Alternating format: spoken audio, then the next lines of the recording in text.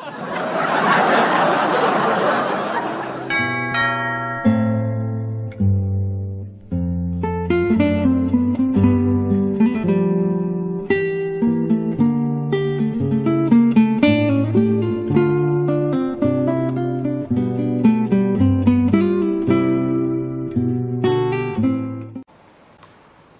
evening is the 21st of April 2014, and our speaker this evening is my very good friend Bill Day, and Bill Day is an anthropologist, and he's going to talk on some of the activities that he's been involved in through that anthropology, which is quite vast, but I'll leave it up to him to explain all that to you. Welcome, Bill. Well, thank you.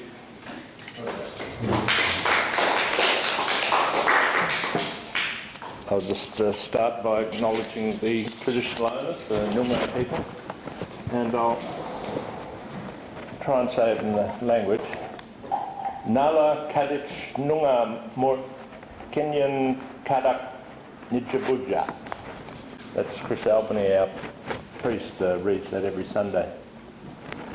And thank you for asking me, even though there mightn't be so many people here, the video is very important. I can use that. And someone asked me, is that okay, Rod? Someone asked me, why are you talking at the Maylands Historical Society about your experiences with Darwin? And I said, well, I have lived in Maylands since 2006, but as Roger told me, it's not just about the history of Maylands. We also want to know a bit about the residents of Maylands. We have some esteemed people here. And there are a surprising number of historical figures who have lived in Maylands in the past. I know from my research there was James McWhinney, who was on the telegraph line from Headland to Marble Bar, and his diary was actually given to John Mackenzie, who is an author, as you probably know, and he's the Maylands Identity, and I was fortunate to go through his books when he passed away. And my friend Mark Chambers lives in Maylands, and he's a historian of some note, working with Aboriginal people, and he told me about someone called Hardwick, a patrol officer with Aboriginal Native Affairs. If anyone knows where he is, I'd like to meet him in Maylands. And Mark is writing a book about two explorers and doggers and prospectors named Hazlitt. You might have heard of them, but they're not so well known. And Mark Chambers is writing their story. Well, they lived in Maylands for a while. Those who are born in WA, we're now a minority in the state. Nothing wrong with that because it's happened before. But and so I'm proud to say that I'm so many generations West Australian. In fact, my great-grandfather was the second Premier of the state after Lord Forrest went over to federal. That's George Throssell. So I grew up in Nedlands, which in that days was a quite bushy place.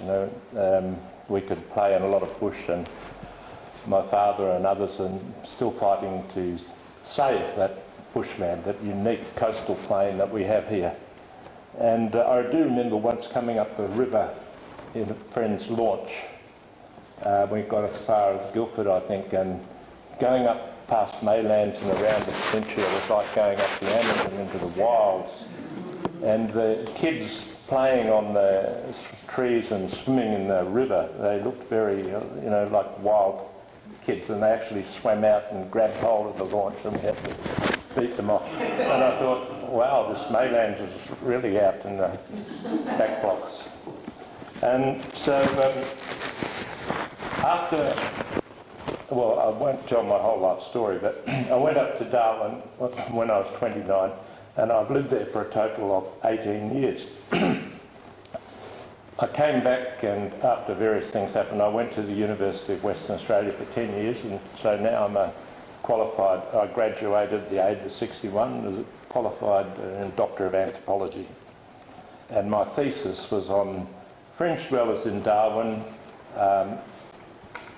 culture of persistence, cultural persistence or a culture of resistance is the question I asked.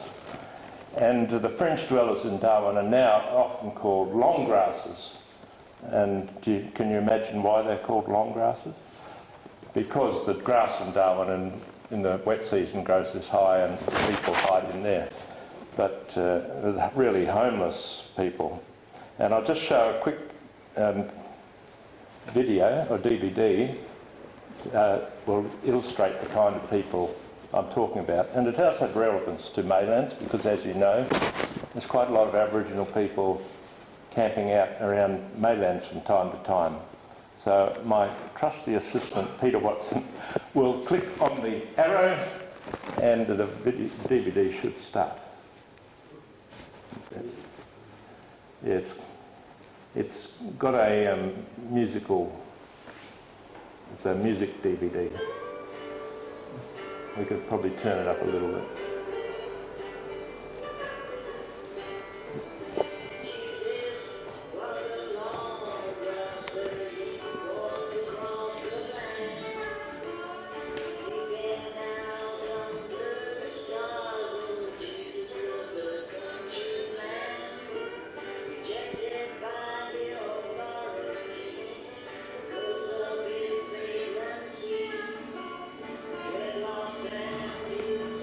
This is the camp where I was doing my thesis. I had to live there for a year. And this gentleman refused to, he was evicted. You see, he's had leprosy. He refused to move from this site.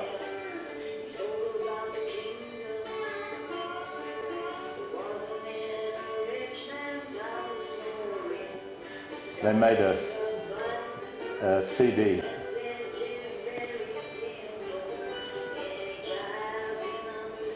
This is a camp just outside Darwin in 2000, about 2000.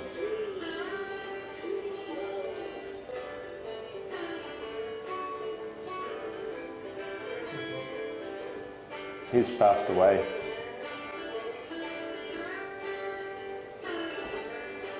The cartoonist likes to draw long grass people.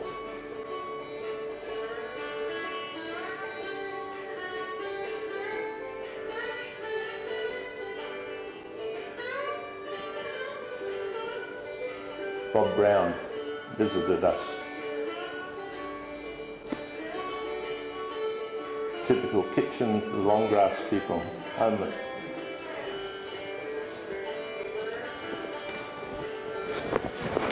There's me at my field work.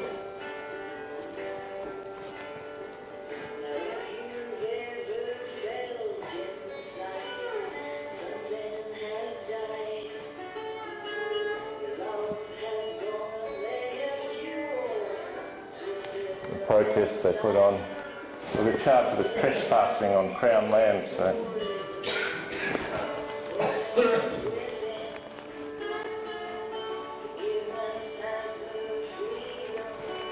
Another protest, they sat on Parliament House steps. Another one again. There's the Sura in the sunglasses.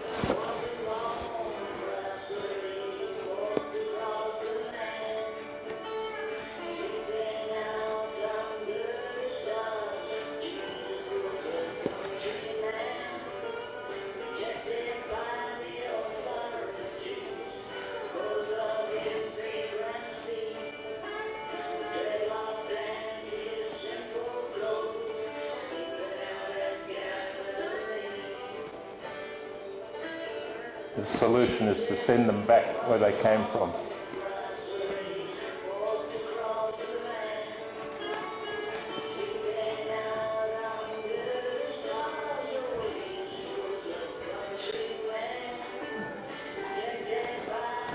And we've produced a newsletter.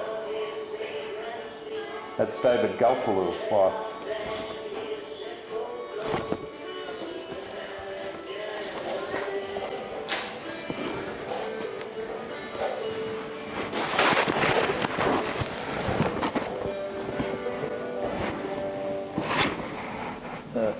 That's it.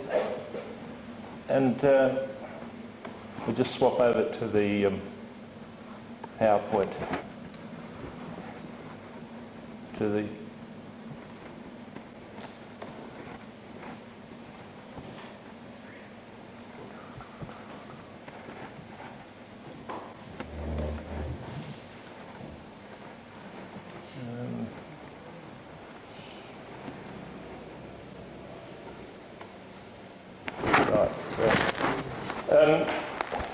we have, as I said, we have the Aboriginal people living in Maylands. I'll come to this in a minute.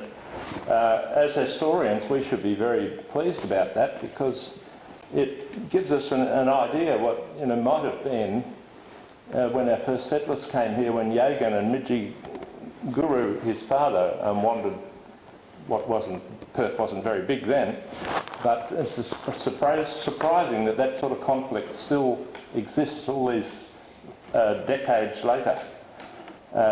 It's almost like being in a TARDIS time machine, going back and we can see it. The same issues are still active today, and one is dispossession. We saw a banner there. Another one, we talk about invasion. People say, oh, you shouldn't say invasion, we were settled and we're all happy now.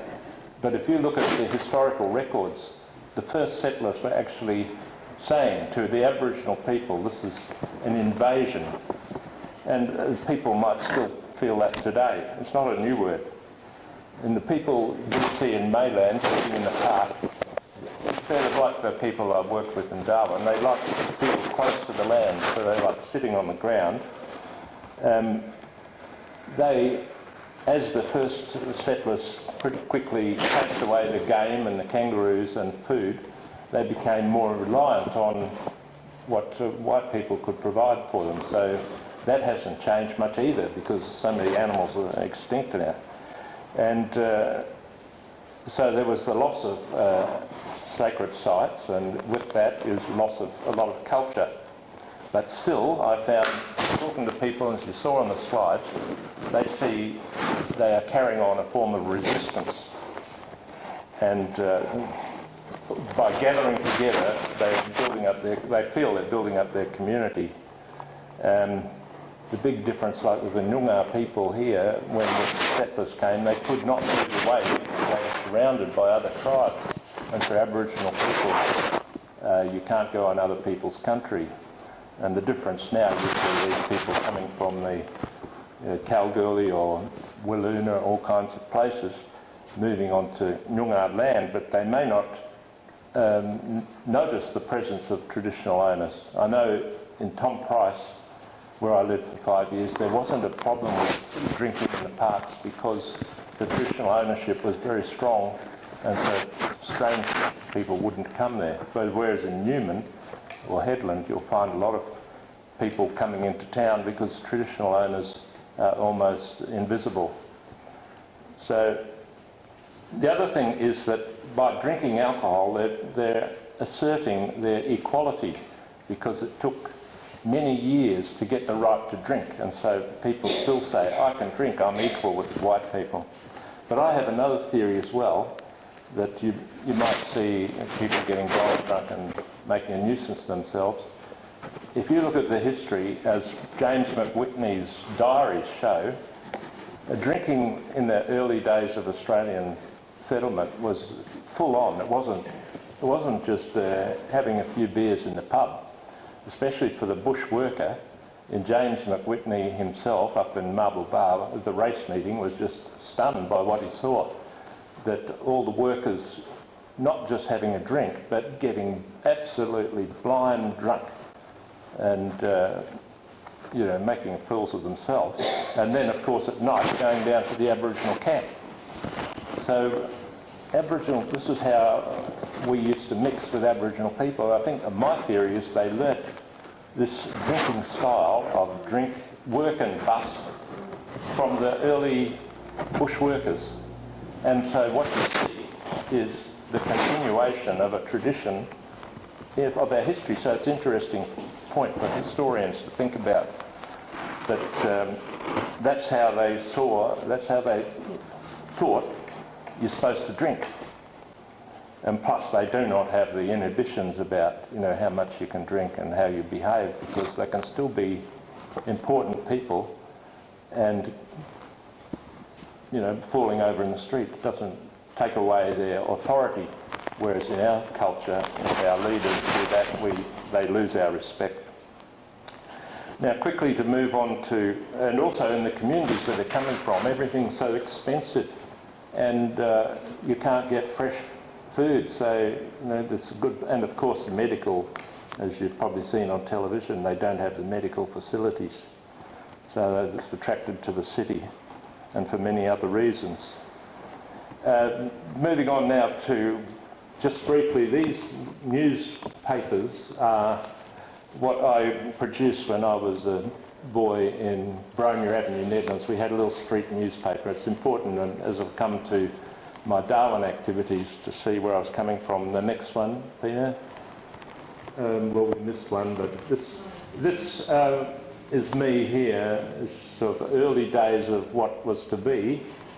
The Netherlands City Council was going to use what we regard as a public park, where we used to have our bonfires and things, and were selling it off for residential sites. So I gathered this petition, and if you go to the corner of Smythe Road and Corella in Netherlands today, you'll see these beautiful jarrahs and tuits.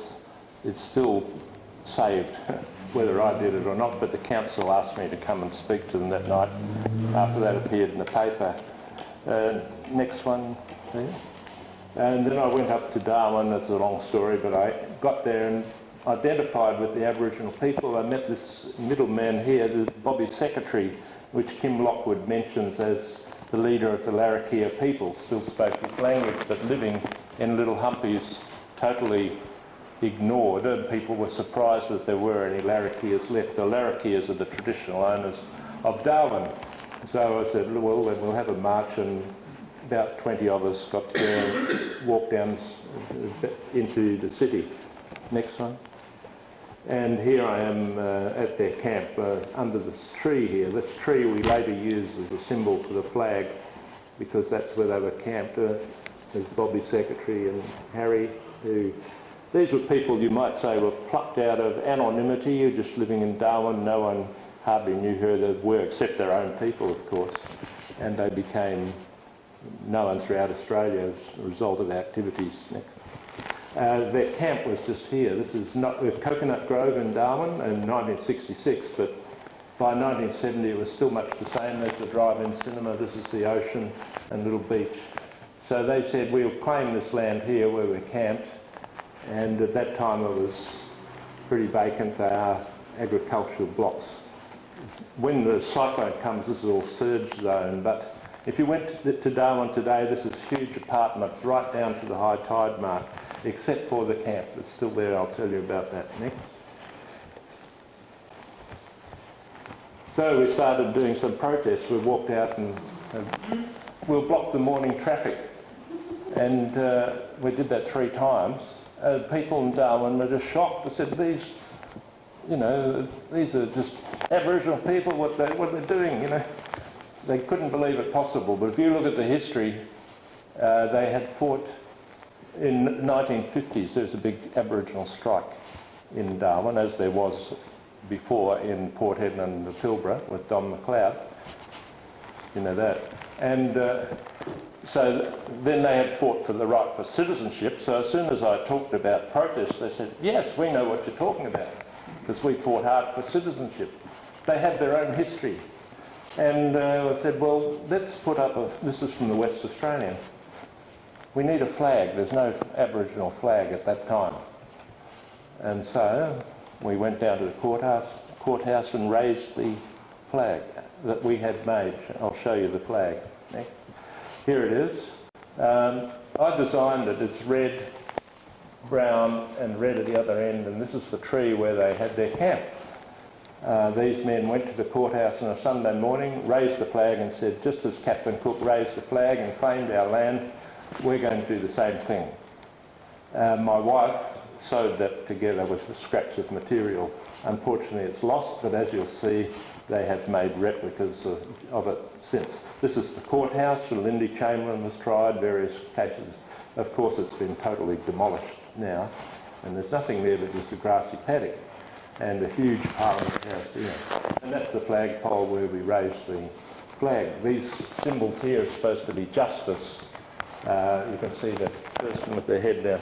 To the Aboriginal people who went there daily, he's saying, $5 fine, pay up.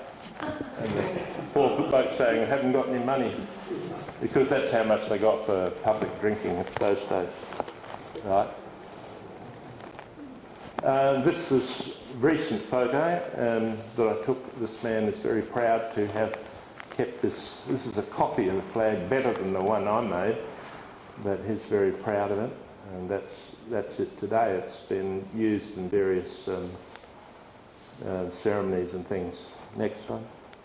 And if you go to the Museum and Art Gallery in Darwin, this is as you walk in the door, this is what you'll see.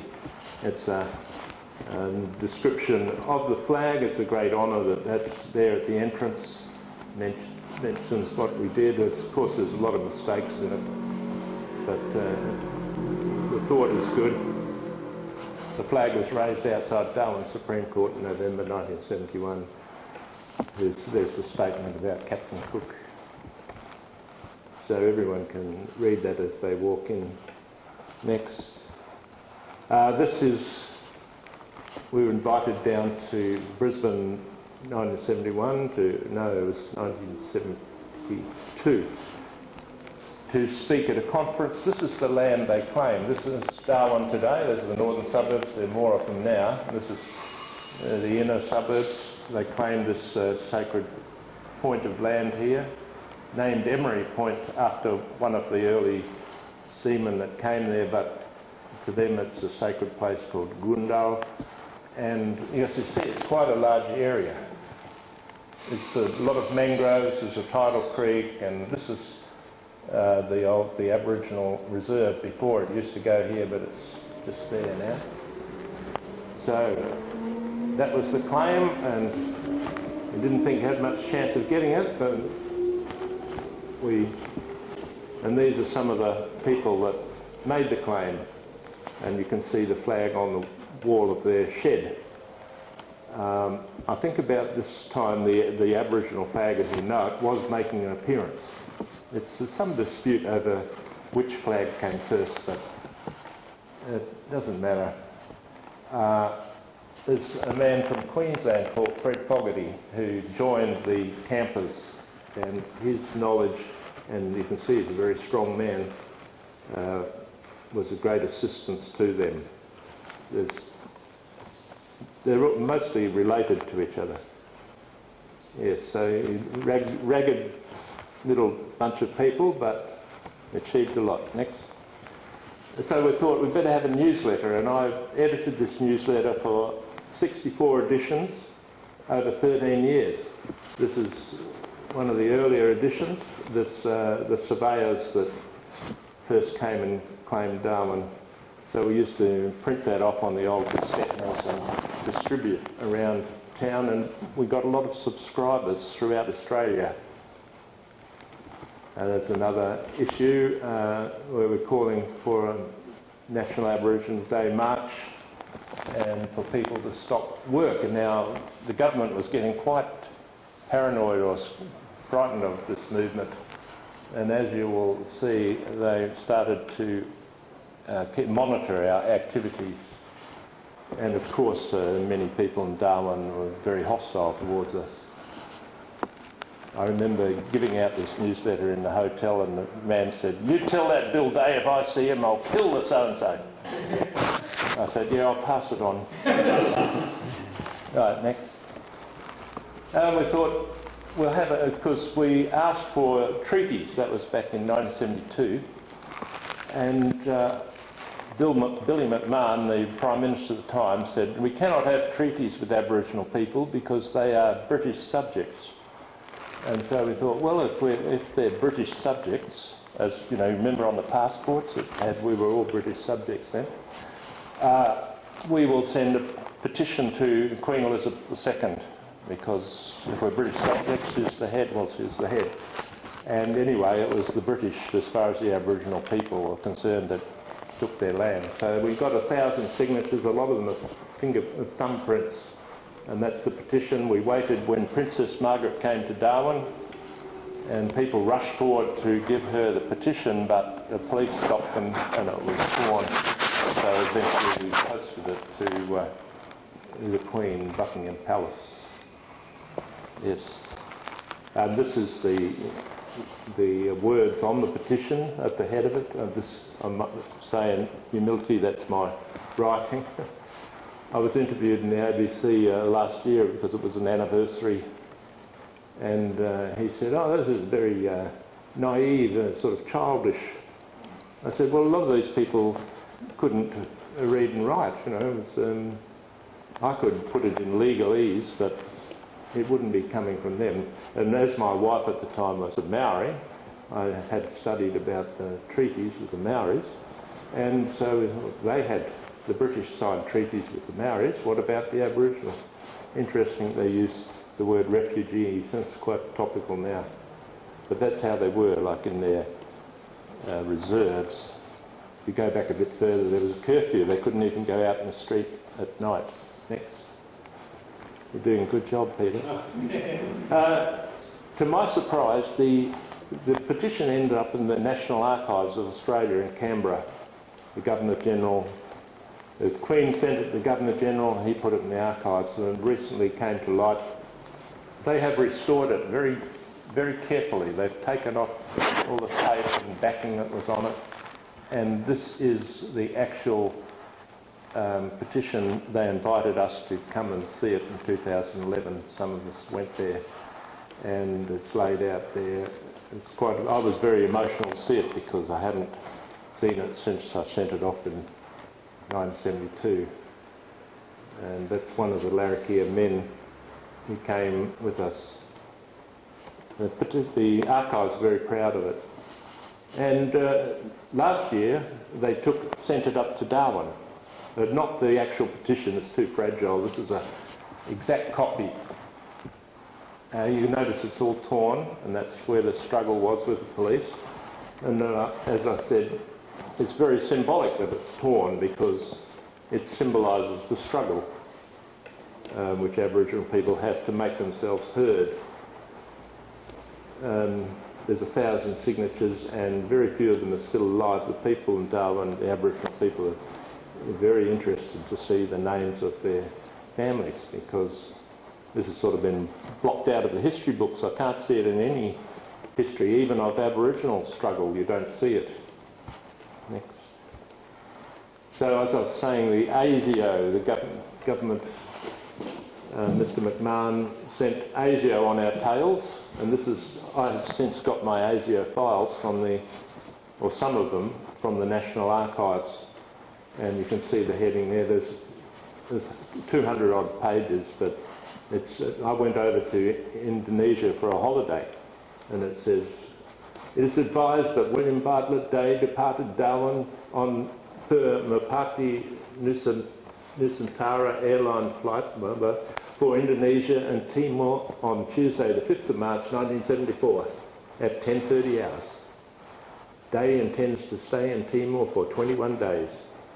A copy of his outgoing passenger card is attached." Well, it's wrong anyway. I didn't go to Timor. I went to Bali, but the plane at that time used to stop in Timor. I just thought it's fascinating that they had a copy of my outgoing passenger card and so on. That's only one of the things. It's very interesting. They kept very good records. Say that in 1972 I was talking to you about the Aboriginal situation. Well, now if I went to the archives, I would find perfect minutes of everything I'd said, which ASIO had recorded, better than I would have recorded it. So it's been very useful.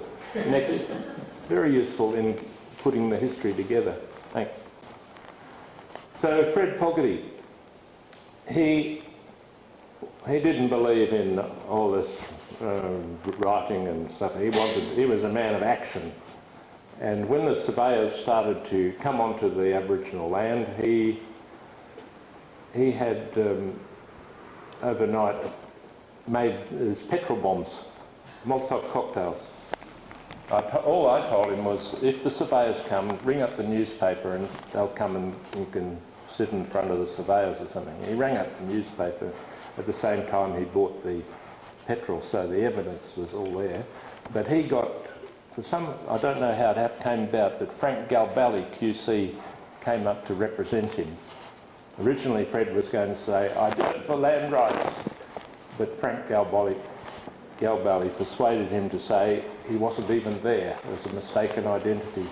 So it certainly diffused the trial beautifully. And in Frank Galbally's book he said, I did a few favours for Gough Whitlam, and I thought, well, maybe that was one of them. He diffused that case. But still Fred was sentenced to 6 months in Her Majesty's Fanny Bay prison, and then 1974. And it was, of course, land rights was the issue, but him saying he wasn't even there, wasn't the issue at that time. Next. And we had to, with Whitlam came in, everything changed, because he said there will be land rights and let's hear your evidence. So we toured the army base where I showed you that point of land, sacred place.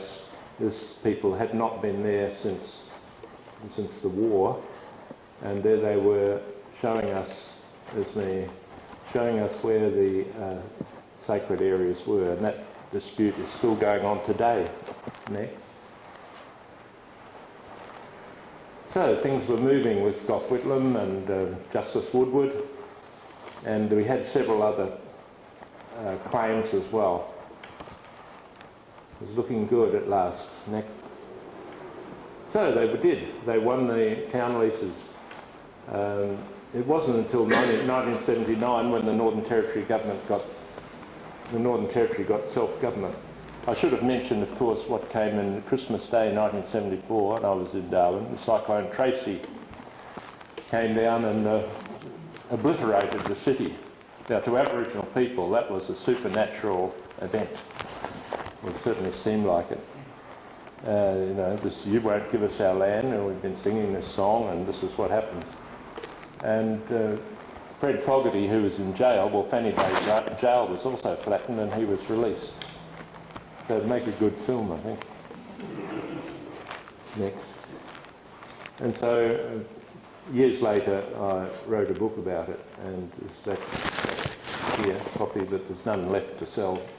There's only a few available.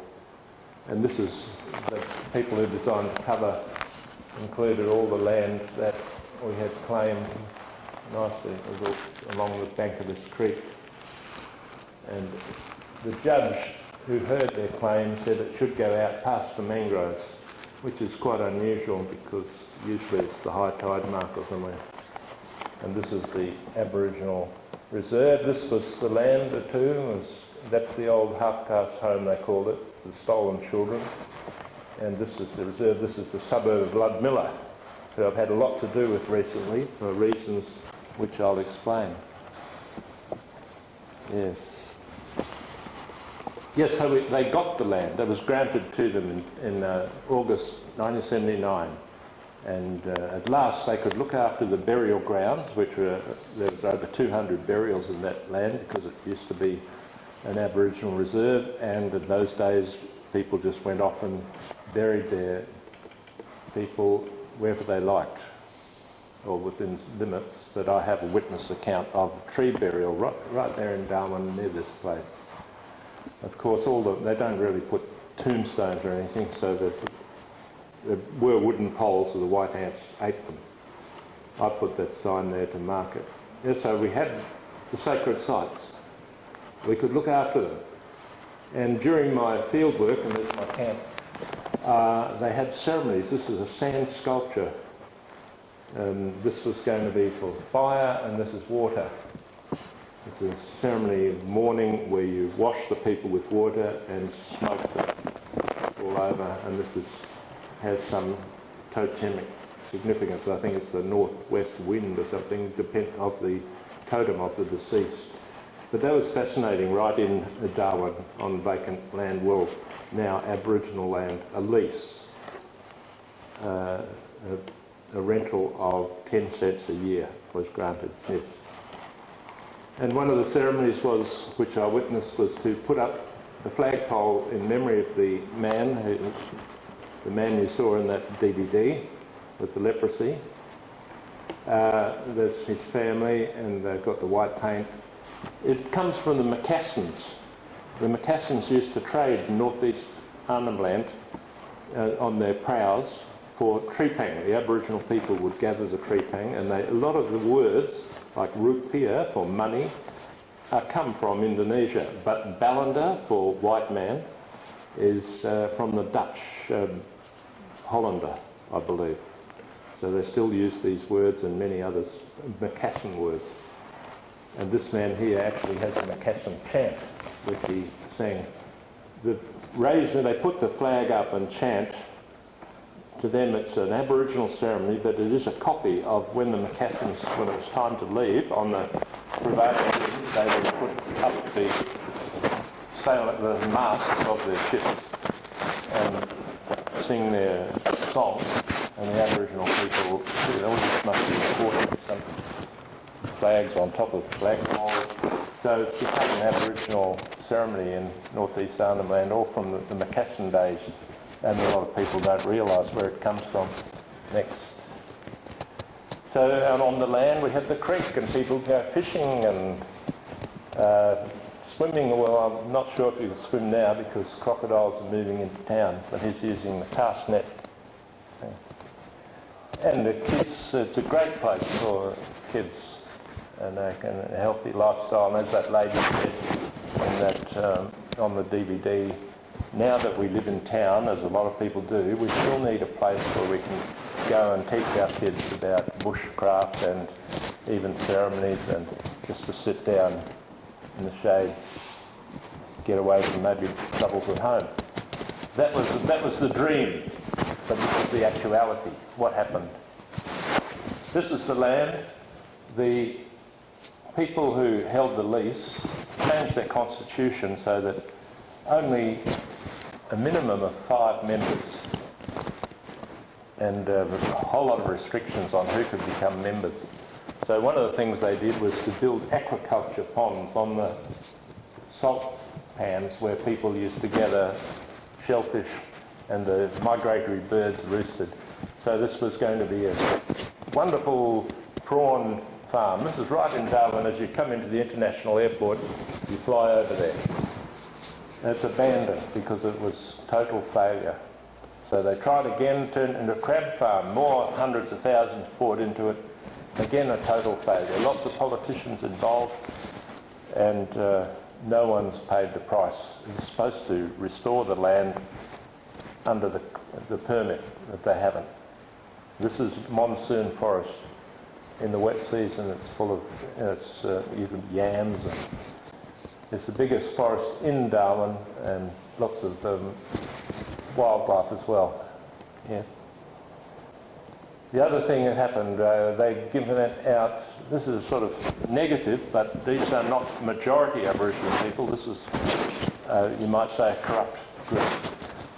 They have fenced off an area and allowed a big construction company to use it for a stockpiling of building rubble from building sites where they excavate basements and so on. But a lot of residents of the suburbs adjoining are worried about it, and so they should be. It's been going since 2006. Next. And this is what, you can't go in there, not supposed to go in there, but I do, and a friend, and this is what's around the back, pouring out concrete and all kinds of stuff onto Aboriginal land, and someone's getting paid to let them do it.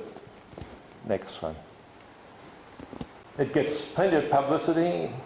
It has, 2010. This tells the whole story. This journalist, Barry Doyle, is not there anymore, but he's told it, and nothing's done. Next. Until Bill arrived back on the scene. I went into that dump and found this broken pipes, took a sample, brought it back to Perth. A year later I thought, I'll get this tested, and sure enough it contained asbestos. So I thought, this is the trump card. So this year I went back to Darwin and said, this dump has asbestos and we don't know what else. And I knew that that's the magic word, asbestos, because of course it can be fatal. And there's kids playing on there as well. I asked them, what are you doing here? They said, my auntie owns this land, my auntie Helen. And I knew exactly who he was talking about, the leader of this group that's doing these things. Right? Well, this is the big one. That lovely creek, they've signed a caveat for developers, this Arafura Harbour, to dig up the creek. Well, I lived there for 6 years up here, so I know this land pretty well. And fortunately, that's one of the best things they could have done, because that got all the residents on our side starting to take an interest. And that took years of campaigning. That's 2009. It came out on April Fool's Day, and everyone thought it was a joke, but it's serious. So they've signed a caveat. They're getting paid for this company and still hoping to do it. But we got it stopped. Next. Yes, there's the residents coming in, and they've been very good. They paid my fares to go back to Darwin with that asbestos, because they don't like to oppose the Aboriginal people because they appear to be racist. But if I'm on their side, you know, they can do that. I can do that side of it anyway. We've spent, God knows how many hours doing submissions and so on. Next. This is another one, the other side of the road. This is the dump. These are the residents of Ludmilla. This is going to be an industrial estate, and so is that, with sheds and everything. At the moment, this is a drive into town with bush on each side, and our dream was, as I showed you, different activities. Those people who fought and died for the land, I call them the martyrs. If they could see it, they'd turn their graves. But that has been rezoned for light industry. It's 39.5 hectares. Well, the residents are very upset about it. They've held meetings. They held a meeting on the verge, and the mob who hold the lease came down and literally had attacked them with sticks. And that's all on YouTube. Very nasty. Didn't hit them, but abusing and intimidating them. That's what goes on, and the real estate guys were with them as well. And still nothing done. Well, we know that developers pay political parties. So one favour deserves another. Next. And this is what it's going to look like. I've taken this from the developers' plans when they sought permission. This is going to be all down the road, signs like this. And this is right under the flight path of the airport too. Next. This one upsets me. This has been rezoned for the second time. The first time we won, and then they bring it back again. This is the entrance into the land, and it's very important, I think, to have a proper entrance. Now, if that becomes like this, there'll be a little pathway between the sheds. So I know the residents of that suburb probably won't support this because it's far away from where they live. And unfortunately, people only get active when it's going to affect them in a lot of cases. And so I suppose I'm an exception that way. But we're struggling to get support for stopping this one. Thanks. And here are the signatures of the people who should be ashamed of themselves, a woman and her daughter. Bobby's secretary, I showed you, that's his. He is her great uncle. So that's the way it's gone. But they're not very popular, but people are a bit afraid of them. Now, I could show you quite a lot of documents with their signatures on, with a caveat and so on. Next. Now, there's one other place we won, or several other places, but called 1 Mile Dam. It's the old railway dam where they built this, excavated this railway in the 1800s for the old steam trains. Well, we put a claim on that too. It follows the same sort of history, and there's a community living there today. And the only difference is these people are strong. They were given the land, and so was the other areas, to provide a permanent place for Aboriginal people to stay when they come to Darwin. I don't know what they meant by permanent. Well, it's under threat. Yes, it was surrounded by oil tanks at the time. No one wanted it. Same as that other land was swampy, and in the flight path no one wanted it. Now Darwin's grown so much that all land is desirable for developers, and developers have money. Well, these people are saying we're not moving, even though the oil tanks have gone and the luxury apartments are creeping closer and closer, as you'll see. David Timber is on dialysis 3 times a week, so he's still standing strong though. Plenty of YouTube videos about that. Next. And here's the camp. This is the other camp I'm talking about, 1 Mile Dam. The dam is in here. Now, that used to be oil tanks, and it's an industrial area. Now it is apartments. The same on this side, all around. So they'll be just isolated there. And the plan show that it's going to be a public park for the residents to walk their dogs. Next. And this is a view from David Timber's place. You can see how close it's getting. That's the Evolution Tower, the apartments overlooking their camp now. And of course, when there was an article written back in the 70s that said, "The white man giveth and the white man taketh away." It comes from Job. But, well, it's paraphrased, but that's how Aboriginal people probably feel. You just said, "We're giving us a permanent place, and now you're telling us we've got to go." Thank you. And as old Bill never gives up, this is me painting the sign. The residents, they're school teachers and people like that. They don't want to be seen walking up and down the sign, so I just walk up and down during the peak when the cars are coming into town. This is a reference to, well, Japers, the company that wants to build the sheds. They're from East Timor, Chinese family. Pigman, because there's a legend that this man half bush, and I remember you tell the kids, "Look out, Pigman will get you," and they run screaming. Well, I was trying a bit of psychology there, getting a bit obsessive. And I probably missed out quite a lot, but I'll skip through it. I thought with 46 slides it might take a long, long time. But you were nearly going to right, so that's good timing.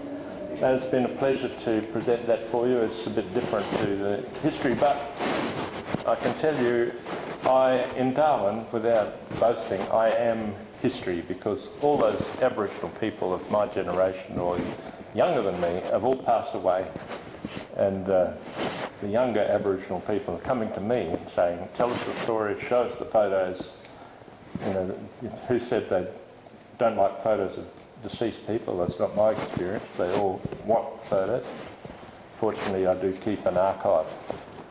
And so there's, as I said, the National Archives, and I donate a lot of stuff to the Northern Territory Archives. So this is a sad thing. Who is going to sit around the campfires and tell the Aboriginal people the stories of the struggles we went through? No one. You've got these young,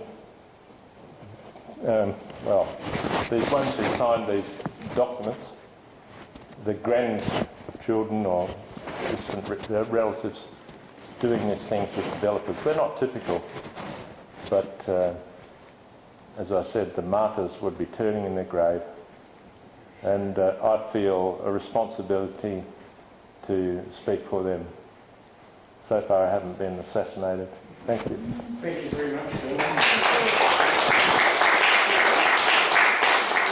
questions of Bill? Any questions of Bill? Yes, yes. Bill, from time to time, we all see Aborigines made up. Most of us don't take much notice of them. First they start to make a nuisance of themselves, and we call them the thugs, and the thugs cleans them out. And that sort of finishes that for the moment. My question to you is, you obviously had some connection with the Aboriginal people. When I go, I smile and wave. Occasionally I might buy some bananas and get the kids a banana or something. But it's very difficult to know how to have any contact with them. One of the things I did was when the new rise building was built, I sent a cheque for $1,000 to the city of Bayswater and said, what about putting some paintings in this mausoleum of the building? And let's see if we can get some Aboriginal paintings, and wood quality Aboriginal paintings, with the idea that perhaps they might find some connection with this building that's put up there. But that's my question to you. You obviously had, and still have, some connection with the people. I don't know that anybody knows has any real connection with the people we see in the park. Well, it would be difficult, but one thing as historians we can do is be familiar with the history of dispossession that is still going on and make an awareness. But times have changed. This was in the 90s, and the police in Darwin, same as here, moved into these camps, ripped down the tents, scattered the people, and then they go into the smaller groups, scatter them, scatter, chase, harass, trying to get them to go back to their country where they came from, but unsuccessfully. So that we no longer have these camps with figures of authority and tribal leaders, and where they can sit down and have ceremonies. Well, of course, a lot of culture has been lost too. But the harassment, continual harassment, keeping people moving, makes it very difficult to do the sort of things I used to do. If you go back even further, they were tolerated with Aboriginal camps. If you look at a film like The Fringe Dwellers, you can see the sense of community, or even this film that's on now, the Ghosts of Wheat Street, or what it's called. But what I was showing about the history of dispossession, I forgot to show you the map of Goyder's map. He came to Darwin in 1869 from South Australia. It was part of South Australia, the Northern Territory was. The idea was he was going to subdivide it, well, the authorities were, subdivide it, and this is his subdivision. The party of surveyors came and drew this map, subdivided into blocks, and these were to be sold overseas for this wonderful new city that was going to spring up in the north. And a lot of them were sold, and the Aboriginal people didn't even know what are you doing with that funny thing you're looking through? And what are these little pegs in the ground? This is one thing we were aware of. We see a peg in the ground, there's your land is threatened. That is still used today, Goyder's map, which is quite an achievement. But the people that bought them in London, thinking they were getting into a new, was Singapore wasn't there then, but a new Batavia or something, they just put their title deeds in a drawer and forgot about them. So people have tracked down who bought these blocks of land and bought them back. And so that was, and then the ones that they couldn't find an owner, the government has taken back. But the arrogance, you might say, of coming in and dividing it, even though Goyder, I was going to read his book here, his diary, perhaps would be a good way to just end on. I also had to, this is Goyder's diary, I had to bear in mind that we were in what to them appeared unauthorised and unwarrantable occupation of their country, and where territorial rights are strictly observed by natives, that even a chief of one tribe will neither hunt upon nor remove anything from the territory of another without first obtaining permission. It is scarcely to be wondered at, where opportunity is allowed them, they should resent such acts by violence upon its perpetrators.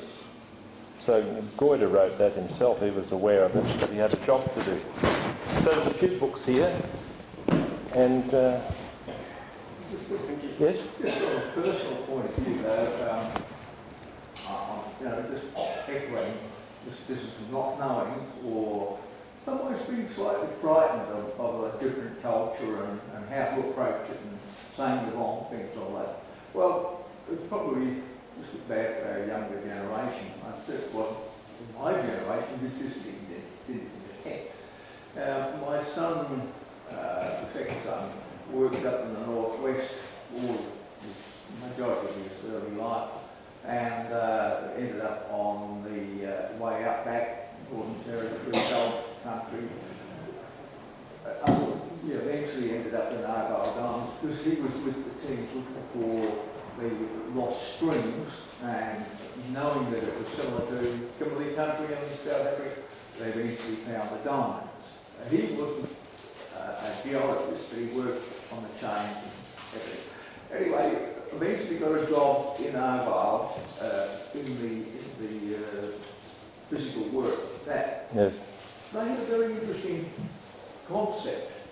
This is Rio was involved in those days, and they made teams of working groups, pretty heavy, hard work, consisting of men, women, and Aborigines. There was no discrimination, with some minor exceptions as to the exams that the women had to do, which was 2/3 of what the men had to do, but it was part, which I suppose is good. But the Aboriginals came on, and Lester had the same attitudes, I suppose, as the majority of people, not yourself. And he would come back to Perth every 6 weeks or so, and it was fly out in those days. Anyway, and he started to complain that they were starting to put Aboriginals amongst them. I'm going back quite a number of years to hear his sound. And I was trying to say to him, listen, but you can't say that. Oh, yeah, but you're not up there with them. You don't know anything about it, Dad. You. And I said, well, you've got to be brash about that. Anyway, eventually, he said to us after a couple of months, he said, you know, I was talking to Bill the other day, and we were discussing, I said, who's Bill? Oh, he said, he's one of the Aboriginal blokes. And he said, do you know the blokes were picking on him? He said, they were making his life miserable. Now, Lester's a pretty tough guy, and he just warned them off, because he was working with him. So he said to this bloke, he would talk to him at lunchtimes and things like that. He said, well, strange things happen. He said, the first thing is, I'm going to go exploring in this country on my long service leave. I've been talking to Bill, and he's been telling me all about it, and he said, yes, that. And he started to tell me, he said, do you know such and such and such? And he said, do you know they can't go on in anyone's territory? I'm like, oh, is that right? Yeah. He said, strange things happen. He said, I walk around the site, and there'll be a new Aboriginal just start. And he'll come up, and he'll say, g'day, Lester, how you going? And walk on. He said, they all seem to know me. But what happened in response was that once he got to know not just the man, but the culture and appreciation, his attitude changed altogether. Oh, we just don't get that opportunity.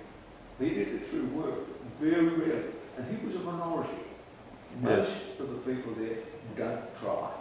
Just don't try. It's sad. Yes, and as you said, they're very grateful, and I suppose a lot of you could tell stories about grandparents who grew up in the goldfields and treated the Aboriginals well, and returned many, many years later, and they said, oh, she's back, and crying.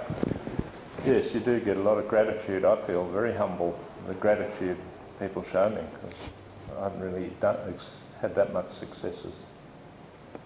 But as I say, as historians, one thing we could, put Aborigines back into the history, which is you're probably doing today. Thank you very much. Yeah, wonderful. Thank you. Just no more before we close on that, if I may. Don asked, how do you actually communicate with these people? Well, as you may not be aware, but some time ago, and we thought about it, but there wasn't anything that we felt we could do at the time. But the federal government had some money available to spend on for the anniversary next year.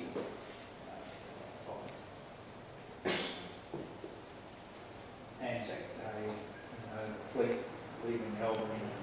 There was some money available, and I think Bassendean may have got some money to ship the War Memorial or something. We couldn't think of anything at the time that was needed at the moment as a memorial.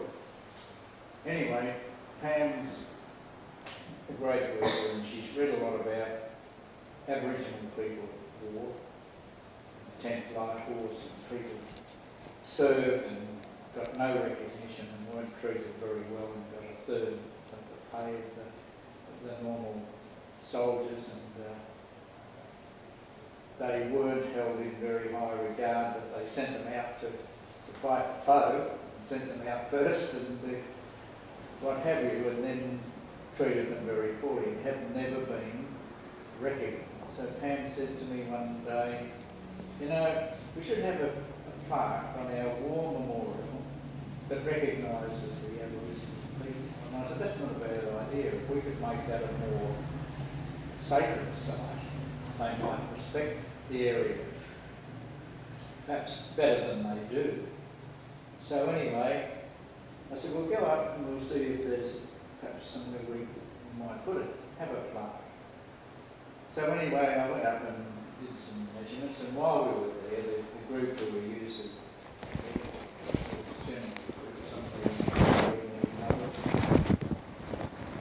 and they asked the question, why aren't the Aboriginal people, these fellows quite drunk actually, one fellow, he said, why aren't the Aboriginal people recognised on your war memorial? I said, well, thank you for asking that, my friend. I said, we're going to try and do that. They said, what are you going to do? I said, we're going to try and get a plaque to recognise the Aboriginal people who served in the Australian Defence Forces. They come over, they cried. They were in tears, these people. That's a wonderful thing you're doing. It was really quite moving. And I said, where are you people from? Just to sort of give me some communication with them. One fellow said he's from Leonora, one was from Leonora, a girl was from Kalgoorlie. One girl said, I come from Jigalong. And I said, well, we've been to Jigalong, we know that area well. She said, you know any people? I said, yes, I know a fellow, great artist, his name's Joshua. She cried. She said, that's my brother. She said, he's my brother. I said, do you know the pig monster? Oh, yes! And she said, yeah. She said, you've been there, you know. And we had a great conversation with these people. And as I said, they were in tears and came over and fell all over us and said, this is wonderful, what you're doing, it's wonderful. Anyway, Alana McTiernan had no federal money left. So I said, well, our local member might have possibility of getting some money, maybe state government money. So she's, through the city of Bayswater, putting in for a grant to have a plaque made at the memorial. In fact, there is a photo in the paper, the Guardian, tomorrow. And an Aboriginal girl, Chandler's daughter, and Lisa Baker. But anyway, I'm sure we'll get the plaque at the memorial. And something, when I rang the RSL about, they were quite happy. don't want to have anything to do with it, but they want to vet the wording on the plant before we get the plant put up. But they don't want to do any work, so just want to make sure that they're happy with the wording that we put on the plant. So anyway, I'm sure that will happen. That's good to know. It might be a good thing for the area. Absolutely. That's really good news. Yeah, but why I said that, John, was just went and said, oh, where are you people from? And they started telling me, where they're from and why they were here. We'll talk to you if you talk tonight, Yeah. Well, 60 years ago, I don't want to prolong things too much, but 60 years ago I was appointed the headmaster of Ongrove Primary School. When I got down there, a third of the kids, 3-teacher school, were Aborigines. I didn't know for some time that they came to school out of the bush, out of huckers, under sheets of corrugated iron. 10 years before I got there, they weren't even allowed to go to school because they were considered a health hazard. My first wife got busy with me and some of the local farmers and the Anglican Church, and we built, for the government, which was a Liberal government, we built 2 houses on the Aboriginal Reserve, and I was transferred after that. When my superintendent came to write up the school report, I prepared some notes for him. In my school report, he didn't even mention this fact. He probably considered, he was a pretty liberal-minded person, but he probably considered I had exceeded my authority and was a bit of an interfering do-gooder. But that was the climate of the time, 1958. Thank you very much for that. Just a couple of things with regard to Darwin. In the past we've had Duncan Cameron talked about his experiences in Darwin during the war when the bombing happened there. We had a talk about that.